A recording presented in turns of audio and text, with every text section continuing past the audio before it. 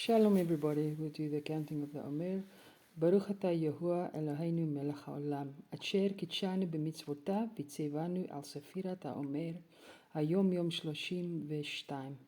Blessed are you, Yahuwah, Elohim, King of the universe, who has commanded us to count the Omer on this day, day 32. Amen, beloveds of the King. Praise Abba Yahuwah for his grace and his love and his mercy, and for us to continue in our understanding of the book of Yirmiyahu as we now have these chapters being opened up to us to understand what the Father is wanting to reveal. And I just had this little bit of a download now as I was praying before we started.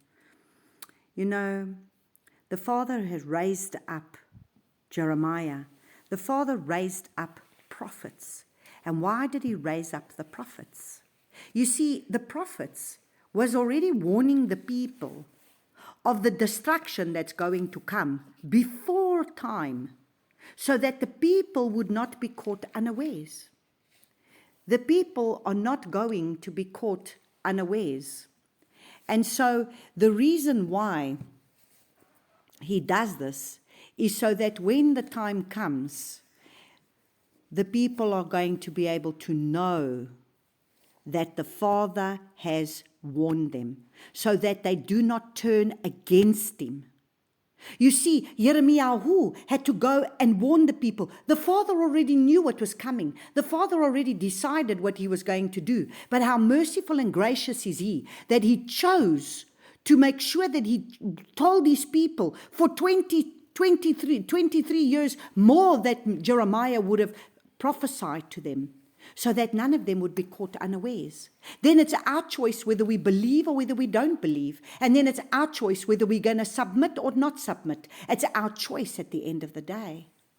But you see, the reason why the Father warns is so that when the calamity comes, the people cannot stand unawares and say, where's the Father now in all of this? Where is Abba Yahuwah? But if Abba Yahuwah has already warned, then we submit to him and to his leading and to what he's doing. And we embrace him, and we understand what he's doing, and it makes it that much easier. And so throughout all these prophets, you see, where he's telling you that he's going to bring destruction, so that when the destruction comes, the children of Israel do not turn against him. Because how many people are going to turn against him in these last days? Especially how many people that are being deceived and lied to are going to turn against him in these last days. Because why? Because they're not hearing the correct voices. They're being led by deceptive voices. And so that is why we are in an hour where it is very important the voices that you're listening to. Because if you listen to a deceptive voice, it's going to bring you into deception. Remember, what was the enemy's plan right from the beginning? The plan has never changed. If I can deceive you to believe that you're going to be fine and everything's going to be fine, and when destruction comes upon you, what will you do? Who do you point your finger at? You point your finger against the Father. And so that is why the Father is now bringing us to a place of understanding, so that the truth can be spoken. So let us read chapter 34. The word which came to Yirmiyahu from Yahuwah, when Nebuchadnezzar, sovereign of Babel, and all his army, and all the reigns of the earth, under his rule, and all the peoples fought against Jerusalem, and all its cities, saying, now listen to what he says, because this is going to be important for us to understand. Thus says Yahuwah, the Eloah of Israel, go and speak to Tzedekyahu, sovereign of Yehudah, and say to him, thus said Yahuwah, see, I am giving the city into the hand of the sovereign of Babel, and he shall burn it with fire. So, what is he going to do in these last days? See, you must understand, history repeats itself. There's nothing new under the sun. So that which the Father has allowed before, the Father's going to do again. So whoever's not going to come out of Babylon This he was giving them over to Babylon. But what is going to come in the book of Revelation? Whoever is not going to come out of Babylon is going to be destroyed by the fire, because that is what he's going to do. He's going to bring his judgments and fire against Babylon. And you shall not escape out of his hand, but certainly be taken and given into his hand. And your eyes shall see the eyes of the sovereign of Babel, and his mouth shall speak with your mouth, and you shall go to Babel. So you see, this was coming from the mouth of the Father. Now, if the Father speaks something, who are we to say, that's not going to happen? And so we demand and we command and we pray our prayers, all these soulish prayers that we pray out of our mouths. And then we want to stop the hand of the Father in what the Father is doing. But we must understand his ways are not our ways, and he's got a purpose and he's got a plan. The same as if you were to see, why did the Father allow Joseph to go through such a gruesome process? For what? But you see, Father's process is a perfect process for him to do the perfect work that he wants to do among his people. But hear the word of Yahuwah, O Tzidkiyahu, sovereign of Yehudah. Thus said Yahuwah concerning you, you shall not die by the sword. In peace you are to die, as in the burnings of spices for your fathers, the former sovereigns who went before you. So they shall burn spices for you and lament for you, saying, Alas, Master, for I have spoken the word, declares Yahuwah. So you see, Yahuwah is speaking and he's saying, you're going to die, but you will die peacefully. And Yirmiyahu, the prophet, spoke these words to Tzidkiyahu, the sovereign of Yehudah and Jerusalem, while the sovereign of Babel's army was fighting against Jerusalem. Now understand, the sovereign is already, the sovereign of Babel is already there. Yirmiyahu is speaking, and still these people, are they listening? While the sovereigns of Babel's army was fighting against Jerusalem, and all the cities of Yehudah that were left against Lachish and Azekah, for only these walled cities remained of the cities of Yehudah. The word which came to Yirmiyahu from Yahuwah after the sovereign Tzidkiyahu had made a covenant with all the people who were at Jerusalem to proclaim release to them. That everyone was to set free. Now you must understand why. Now tonight we are going to understand why the Father is bringing a judgment now. So why is the Father going to do what he has to do? So we must understand, Father doesn't just go out of his way to be able to do something. What is it that he's told us to do that we do not do that's going to bring destruction against us? That's why he says Shema. That is why, what is the first command? Shema. Hear, O Israel. Yahuwah Elohim is one. And this is what we must understand. That's the very first thing. And then you shall love Yahuwah your Elohim with all your heart. So we must understand. It starts with Shema, Israel. Hear and obey, Israel. So he says, after sovereign Tzidkiyahu had made a covenant with all the people who were in Jerusalem to release to them, that everyone was to set free his male and female slave, the Hebrew man and the Hebrew woman. No one was to keep a Yehudi, his brother, enslaved. And when all the heads and all the people who had come into the covenant heard that each one was to set free his male and female slaves and not keep them enslaved any longer, they obeyed and released them. So that was the word that came, and that's what was done. But afterwards, they changed their minds. So you see, who told them to change their minds? So the Father tells us what to do, and then somewhere down the line with our walk, we change our mind. Who tells us to change our mind? But afterwards they changed their mind and made male and female slaves return, whom they had set free, and brought them into subjection as male and female slaves. Therefore the word of Yahuwah came to Yirmiyahu from from Yahuwah, saying, Thus says Yahuwah, the Allah of Israel, I myself made a covenant with your father in the day that I brought them out of the land of Mitzrayim, out of the house of bondage, saying, At the end of 7 years, each one should set free his Hebrew brother who has been sold to him.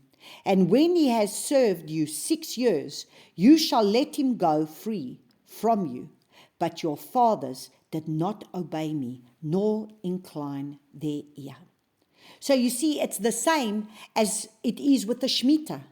You see, because for every seventh year, the land must rest. And then at the Jubilee, they set free all the slaves, everything. But in this case, he says every 7th year for the slaves that are the slaves of the Yehudi. So for those that are your brothers and your sisters that are the Yehudi, you are to set those slaves free every 7 years. So they were to do this every 7th year. But what did they do? But your fathers did not obey me, nor incline their ear. So if the Father gives us instruction, we must obey, or else we're going to suffer the consequences of our disobedience. And this is what we must understand. Do we think we can continue to be disobedient and not suffer a consequence? What happens with your child if you tell your child that this is what they got to do, this is what they got to do? For how long will you continue to allow your child to rebel before you're going to take them to task? And you recently turned and did what was right in my eyes. Each man proclaiming release to his neighbor, and you made a covenant before me in the house in which is called by my name. Now, I mean, that's even worse. Now, they make a covenant before him.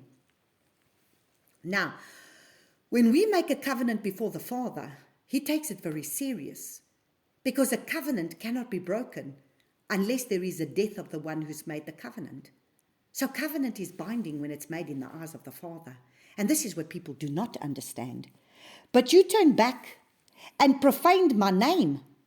And each one of you took back his male and female slaves, whom he had set free at their pleasure, and brought them into subjection to be your male and female slaves. So do you see the wickedness of our hearts? So they're the ones that made the covenant with the Father. They're the ones that now need to abide by this covenant, and now they're doing it again, taking back the male and female slaves and not wanting them to be able to be set free. Where is the loving our neighbor? Love your neighbor as you love yourself. You should love them enough, because if this is what the Father said, you should love them enough to set them free. So we must understand how you treat your neighbor will determine how Abba will treat you. And this is what we must understand. How do we treat our neighbor?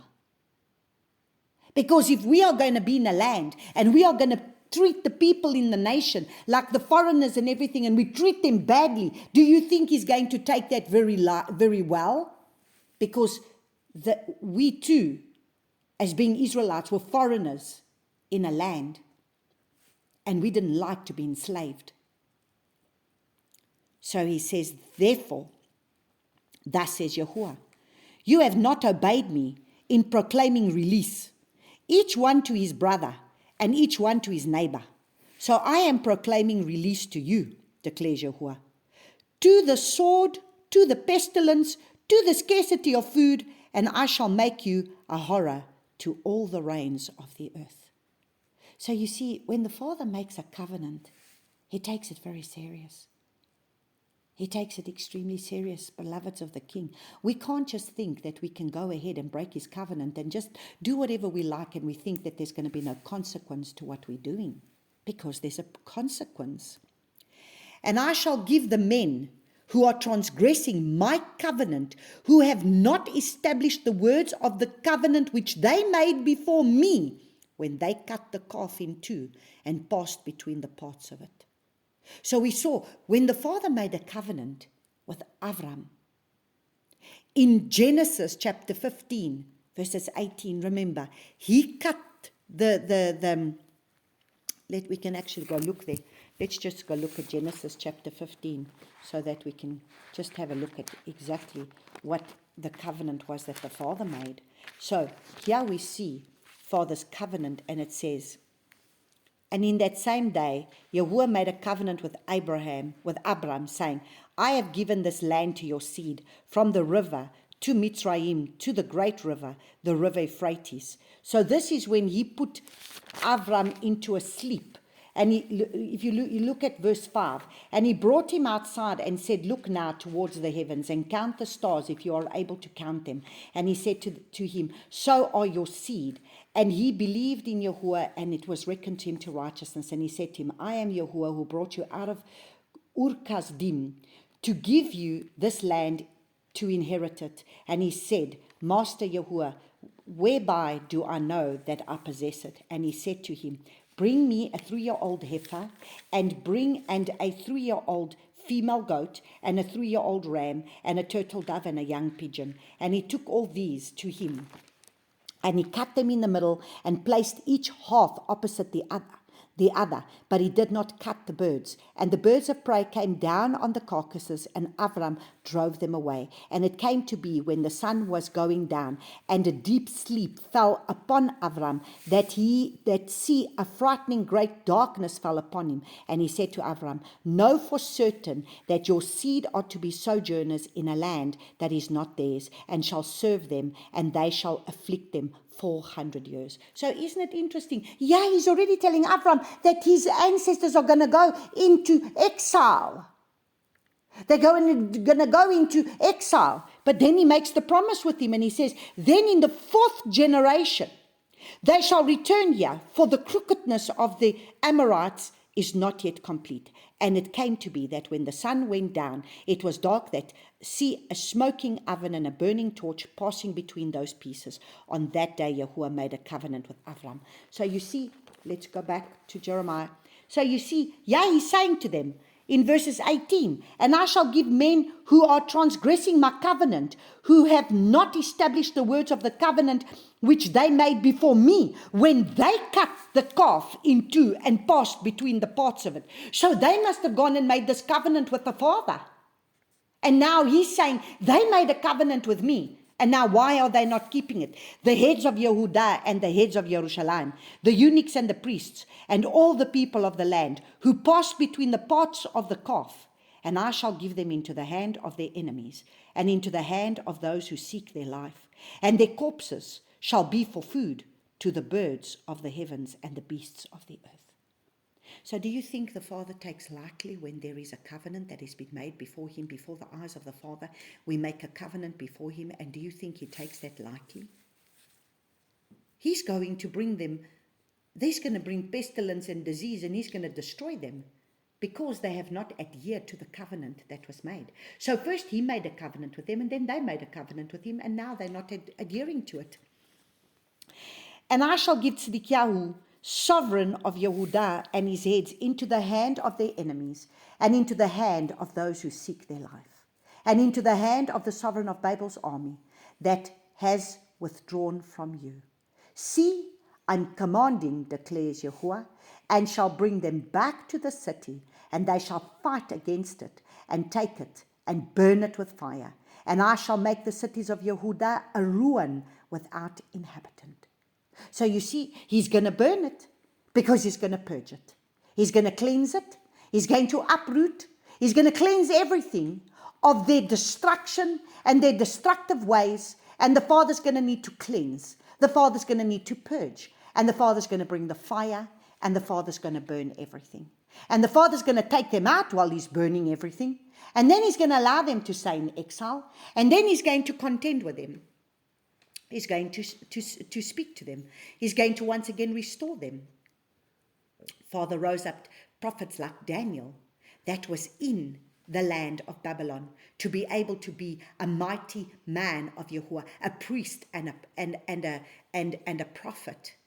One who was able to teach the ways of Yahuwah back to the people. And then he rose up men like Ezra, a priest, who had been taught by Daniel, who would have sat with Daniel and knew the ways of Yahuwah and knew the Torah of Yahuwah, in order to be able to then teach the people the Father's ways, so that they could then come back to Jerusalem knowing the Father's ways. And man, if we look at Ezra, it's very harsh, because the priests even had to separate themselves from the Canaanite woman and the Moabite woman and the woman that they had married that was of other tribes with their children. They had to separate themselves from them because of the mixed seed. And so we must understand Father has his way.